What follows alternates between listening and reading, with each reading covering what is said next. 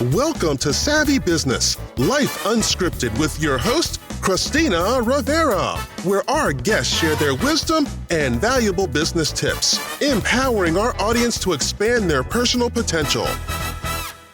Hi, Licky. Welcome to Savvy Broadcasting, Life Unscripted. It's so great to have you here today. How are you? It's wonderful, Christina. Thank you for having me. I'm wonderful today.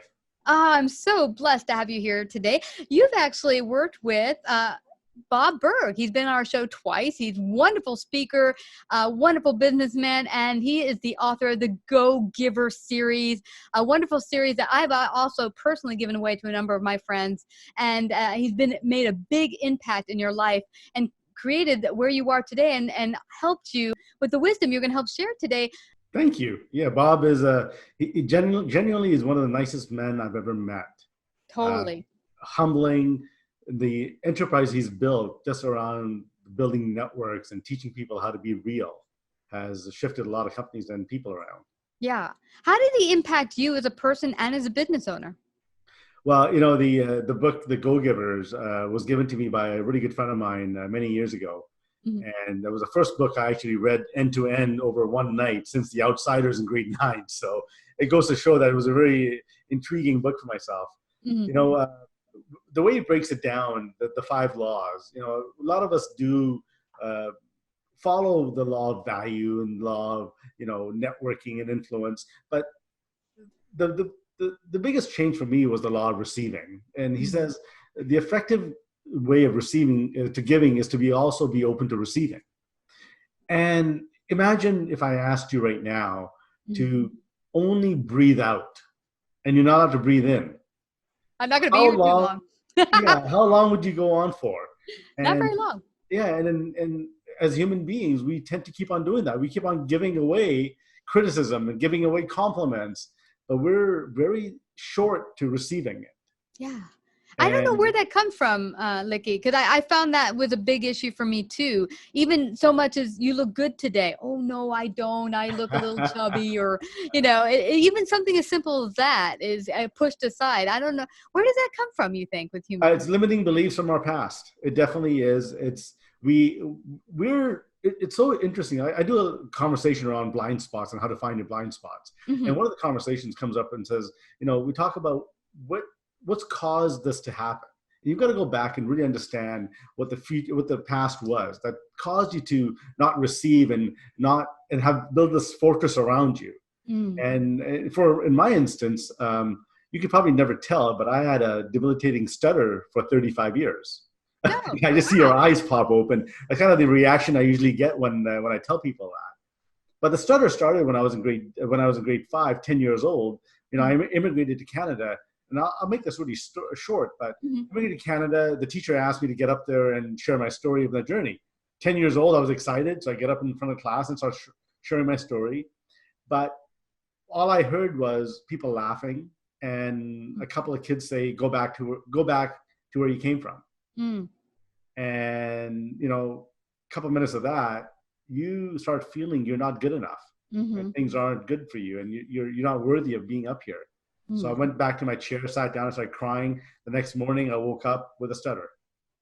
Wow. That's exactly simple as that. Mm. Wow. You know, so the words we you know, you talk about why do we not receive? Well, we hold on to a lot of the negativity that's been in our lives, and we don't listen for the good because the negativity impacts us so much.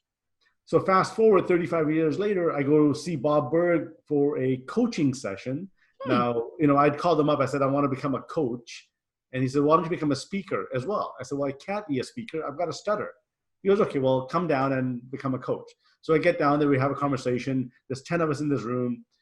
He does this thing called the law of receiving exercise, where I was asked to stand up and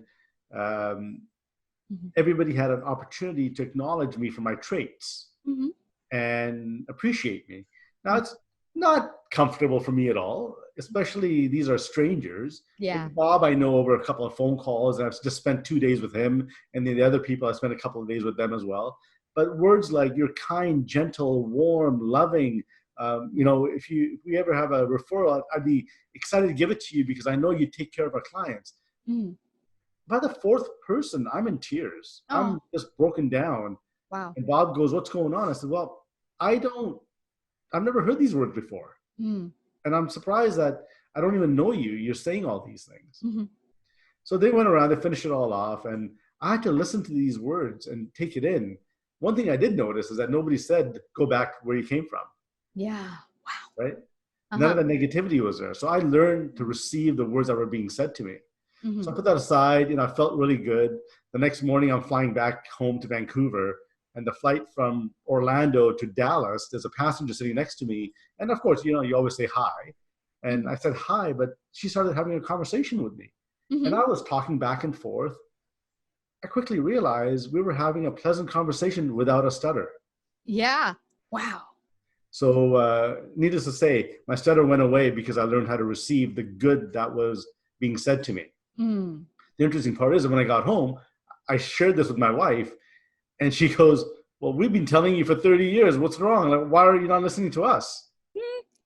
And I guess I built this fortress around me that I wouldn't allow those words to come in, or I thought they wanted something. They were just trying to be nice.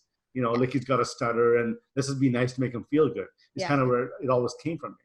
Yeah. And I bet it's hard, Licky, because, when it's your wife or your family, or you're just saying that because you're my wife. Yeah. Mm-hmm. Yeah. But when it's a stranger, you're like, oh, well, now for the first time in this space, this coaching space, you're able to actually receive it for the first time. That is super powerful. And now I'm guessing when you were able to get over the challenge of the stuttering and really connect with people deeply and realize I have something to give and something to receive, that allowed you to really build those deep connections, which we're going to talk about today. That's perfect. I'm glad that was a good segue, because for the 35 years, I had built really good connections with people, but I didn't allow them to build connections with me. And that was a difference. So I was very successful in business because I was able to open up connections with a lot of people. Mm-hmm. Because remember, I heard the words loving, caring, giving, nurturing, trustworthy. So I was able to portray that to my clients and my connections, but I never allowed them to be connections with me. A true connection only happens when you're able to receive what they have to say as well, and be really present in their conversation and make it about them as opposed to about yourself. Yeah, absolutely. In fact, that's one of the things you hear as a presenter or speaker is a lot of newbies to that are like, oh, I get so scared of speaking before people. And it's because you're so worried about you and how you're going to be perceived, instead of going up there and saying, I'm here for you guys. I'm not here for me. Yeah. It's about looking good, right? And it's not about looking good. You go into a networking event. I love the fact, so you go into events sometimes and I see the people collecting business cards. My name is Licky. What's your name? And okay, let's change business cards. Okay, I'll go to the next person. Yeah. Whenever I go to a networking event, my goal is to meet 3 or 4 friends, is to make friends. And the way you make friends is getting to know them. Find out about their family. Find out what they do. Find out what they like to do for fun. Yes. Find out what they stand for. So, Bob Burg in the Endless Referral book has an acronym called FORM, FORM. Where F stands for family, O is for occupation, R is for recreation, and M is for message. So if you can start talking to people and understanding what the family is about, what they do for a living and how they got into it, and ask them qualifying questions and make it really about them, they will feel you really cared. Yeah. And they will connect with you as well. Yeah. And that's what a relationship is built on. So in my own CRM, I have 4 fields called FORM. So when I meet people, I write down, okay, they've got 3 kids, they've got a dog, and they love to ski, and they love to support cancer. And next time I meet them, I'm going to read my CRM to build that connection further. Yeah. Yeah. So as you build close friendships, you don't need to have a CRM. You're friends. You get to know them really well. Yeah, absolutely. And I love that form. Acronym to remember how to really connect with people. Because one thing I think I told you earlier, way back when I started my business, I started a business group, and the first thing I said, no business card passing. Leave them at home. You're not allowed to pass those puppies out. And people are like, but what do I do? How am I going to get to know people? And I'm like, by talking, building real relationships. Because what do you do when you go to a party or something, or you meet a new friend at work and you go to lunch? You're getting to know the person. It's not about this end result of, I'm just there to get you to buy my stuff, because maybe they don't need your stuff. Maybe it's not going to be beneficial to them, or, but the thing is, what I love is you're building this real connection that who knows where it could go. Yeah. And, as human nature is, we're always out there to sell ourselves. Mm-hmm. And if you can stop selling yourself and just build friendships, because you don't know who that person knows at all. But if they get to know you really well, they'll remember you when they know somebody that probably utilizes your services. Yeah. And that's the key, is that stop selling to the person in front of you, get to know the person in front of you so they can sell for you. Yeah. And here's something else, Licky. I don't know if this has happened to you, but I've gone through, if I'm in a certain stage or in my life that I'm going to go do something new. Like I say, many years ago in my 20s, I wanted to work with children with autism. And it was something important to me. I wanted to volunteer, but it's kind of weird thing to volunteer doing. I'd read some books and I wanted to help. And so I told a couple of my friends, one of them was a psychologist, and she just put it on the back burner. We talked about it. A couple months later, she invited me to a Christmas party. Whole bunch of psychologists in the room, blah, blah, blah. And, she said, oh yeah, she's interested in working with, volunteering, helping children with autism. And one gal said, oh, I work with XYZ place and they actually need respite workers to help with children with autism. And she introduced me, blah, blah, blah. Bottom line, boom. It was like not a one-step process. I wouldn't have pictured this is how it's going to go down, but it worked out perfectly. Because I put it out there and we were just sharing as friends. And when the opportunity presented itself, someone had need and I was able to help. Yeah, and it's perfect. And that's exactly it. Just build relationships. You don't know where it's going to lead to.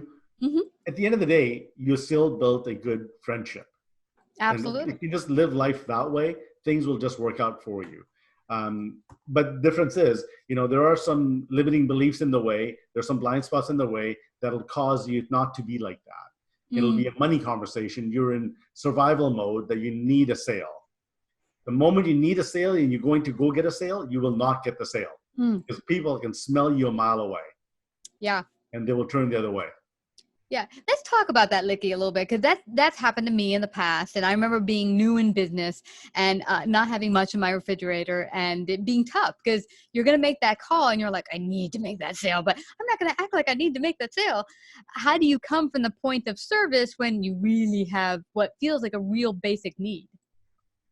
Well, you've got to check yourself in. We've all been in that situation. You got payroll to meet. You've got to pay rent. We all are in survival mode once in a while. We get that. But when you're going in front of a sales opportunity, if you're out there to sell, it shows and they already have their guards up. Mm-hmm. So my recommendation is always check yourself in before you go into that meeting and just say, what does that customer need to help their customers? Mm-hmm. What can I do for them? What do they need? What kind of value do they need? Mm-hmm. So that they can go help their customers so they can make the revenue. So if I can achieve that, why would they not do business with me? Exactly. Or send someone that will better fit your business to you. Exactly. Yeah. And people always tell me, well, but I need business today. I go, great, go give more value today. Mm-hmm. That's it. Yeah. And then they go, well, okay, but I am giving value. Yeah, but the difference is you're giving value based on your perceptions, not what the value perceived is. And that's the other option. That's the other concern that people have, is that they don't know what value looks like. So you have to understand what your audience is looking for value and get to know what that is, and then fulfill that value bank. And then all of a sudden you're going to become a subject matter expert for them. A super magnet. Yeah. It's interesting. Many years ago when I got started, my very first business was doing what I did in corporate America and delivering it to people. And I said, hey, I don't like what I'm doing in corporate America, but what I'll do is I'll teach other people to do it so they can go out and do it. And it was collection pretty much. I go out and get the money for people. And you know what? Guess what? Small business owners, they don't want to go do collections. It's not their thing. They want to go do their expertise, what they're awesome at. And so here I am trying to set up these courses and whatever, and no one's showing up. And my mentor, my coach said, well, do your customers want that? Is it valuable to them? And I'm like, well, isn't it? And she's like, no, they don't want to do it. They want you to do it. Exactly. But that's something you need to know your audience. You need to understand what your service you're providing. Mm-hmm. And once you can figure that out and build a relationship, it'll come naturally. But unfortunately, human nature is this survival mode where we're always wanting to get the next dollar. Yeah. And we need to put that aside and think about building the next relationship, and then let that relationship foster for you, and they'll become your centers of influencers. Business will start coming to you. Yes. Patience is a virtue here. You've got to have that patience, but it doesn't need to take a long time. If somebody sees the value in you in the first meeting, they will engage with you in the first meeting. But they have to understand you and trust you. Yes. People only do business with people they know, like, and trust. Yeah. Yeah. And how does trust happen? You build relationships. You can build a relationship just from a simple hi and a hello, or from a 2-hour meeting. But you've got to have that in mind first. Yeah. And what's amazing about this, Licky, is also I recall someone coming to me really wanting to do business in one of our shows in Manhattan and be a sponsor. And the particular thing she was selling, I just knew did not meet our client base. And I said, you know what? I don't think it's going to be beneficial to her or us for her to work with us and be a sponsor. So I told her, listen, I know you want to be a sponsor, but I don't think we're a good fit for these following reasons. But I think these people would be awesome for you. And they're a friend of mine. So I forwarded her over there. But you know how much benefits come from both of us, both from my friend that was able to really help her, and for her realizing that she could trust me because I wasn't just trying to take her money. I presented her to a place that could really help her business more. And it also served our client base. Perfect. Yeah. Win-win. Yeah. And I'm glad you said that. It has to be a win-win situation for both parties. Yeah. You can't be forcing something that you know and you need to somebody that has no need for it. Absolutely. Yeah. Well, this has been great. We could go on forever. And, and I want people to find out how they can work with you, find out more about you, because you do a number of different programs. You do speaking, you do teaching and coaching. Share with our audience how they can get in touch with you, find out more about you. Sure. The best way of reaching out to me is my website, and it's likkylavji.com. So LIKKYLAVJI.com. Go on the website. You can fill out the form, get in touch with us. We have some resources there as well. One of the things that I love to do is talk about people's limiting beliefs and what is stopping them to becoming high performers, to be the best salesperson they want to be. What's in the way of doing that? Once you resolve that, life just changes for you. Wow. And we could go on and do another episode next year on that. It's such an important episode. And the fact that mindset doesn't get enough attention. People think, well, I'm just going to get those skills. I'm just going to do a website, whatever it is. But until you have those limiting beliefs like you did that were stopping you from speaking without the stutter, it wasn't going to go away until you got rid of that. That's right. Yeah. Well, Likky Lavji, I just had to thank you again for coming to Savvy Broadcasting and presenting your great wisdom today with our audience. Thank you so much. It's my pleasure, and thanks for having me online, Christy. Thank you. You betcha. If you like this episode, please share. To hear more Savvy episodes and Savvy Biz tips, go to lifeunscriptedradio.com. To become a guest or participate in paid sponsorship, email us at Christina@lifeunscriptedradio.com.